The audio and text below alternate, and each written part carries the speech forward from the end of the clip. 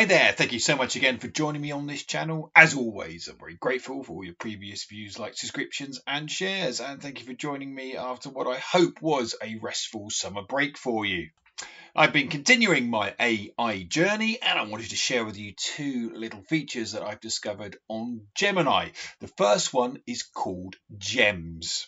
So here we are on the standard Gemini page, and a gem is a way of Gemini storing a particular command or prompt.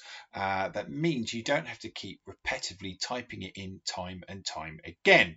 So I'll simply go up here to the expanded menu, and here it says explore gems. We click on that and then we go to where it says new gem. Now, I'm going to call this one assembly because the example I've come up with was trying to imagine who would really benefit from it in education. There's loads of different people who would benefit, but I always seem to recall that heads of year and assemblies can be something of a bit of an issue in terms of managing it with time and what's going on. So following the part prompt, if you can't remember what that is, look at one of the previous videos. I've simply said I'm head of year in a secondary school. I'm not, by the way. Head of year 7. Can you produce for me an assembly on a news topic? I've put in about how if there's a tragedy in the news, just to be mindful of that, and also how the assembly must tie in with this school's values. And I've said that it's care, courtesy, and consideration. Okay, then what we do is that we save it. Okay, and that's all good. Gem assembly has been created. I click on start chat. Here is assembly. All I need to do is click on submit here, and it will generate for me an assembly. And I've asked it to put in an outline for a slideshow. And as you can see, it's followed those instructions very, very well. Okay, and it's focused on the theme for the assembly for today is a brighter future for everyone. Okay, if I want to find the gem again to use, it's really simple. I just click on the menu and it's there already saved as assembly.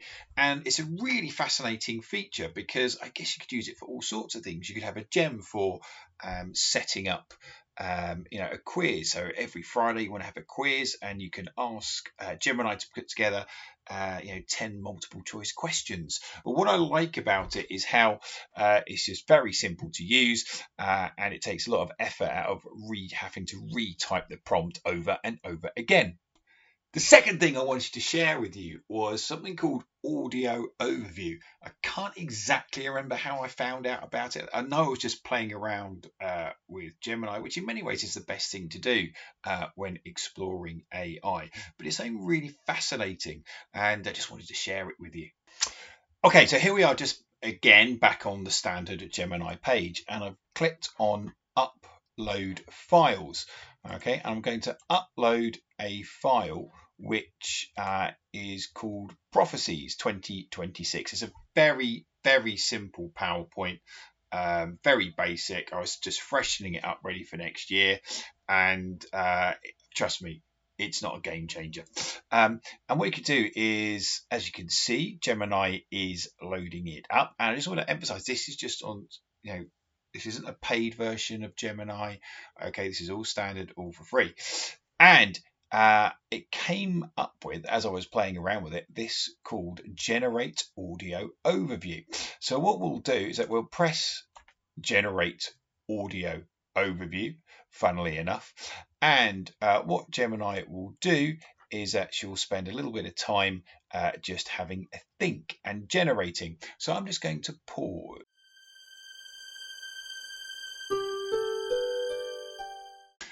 Okay, so Gemini has taken 5 minutes to generate this, and here is what it calls the audio overview.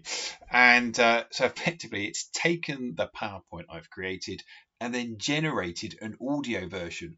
But what really surprised me was that it creates it in a conversational way, as if it's between two people. Okay, so if you just have a listen to this. Today, we're really immersing ourselves in some critical source material. We're looking at prophecy, and specifically the figure of the Messiah. That's right, a central figure. Our mission really is to understand how these ancient predictions sort of created a blueprint for divine action. Now, it blew my mind, and I'll be absolutely honest with you.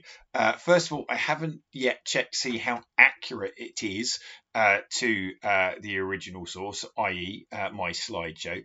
But of course, I know what it's doing. It's dropping in, okay, extra bits of information. Okay, I think the fact it creates it in a conversational way, it certainly makes it far more engaging. In terms of how to use this, I don't know. It might be that maybe I can generate, audio for all my resources, or encourage youngsters to do it. Might be those who prefer to have it as like a podcast style. I don't know. But I do have to say it really is quite something, and I'm going to have to spend a little bit more time investigating it. Anyway, that's it for now. If you are able to like, comment, and subscribe, then please do so, and I'll see you very soon. Until then, enjoy your learning.